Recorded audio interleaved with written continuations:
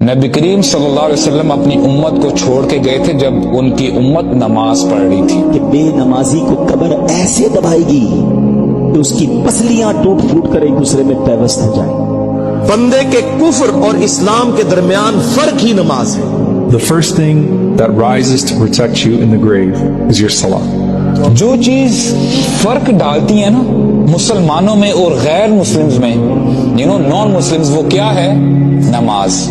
ہر کام shift کرتے رہے مگر کبھی نماز کو شفٹ نہ کرنا، نماز اپنے وقت پہ پڑھنا. نماز جان بوجھ کر قضا کرے گا، اس کا حشر بروز قیامت فرعون، حامان اور ابی بن خلف کے ساتھ ہوگا. میرے نبی کے دنیا سے جاتے ہوئے آخری الفاظ تھے الصلاۃ الصلاۃ الصلاۃ. میری امت نماز نہ چھوڑنا، نماز نہ چھوڑنا، نماز نہ چھوڑنا. بندے اور کفر اور ایمان کے بیچ فرق نماز ہے. اسے ترک کرنے سے بندہ مشرک قرار پاتا ہے.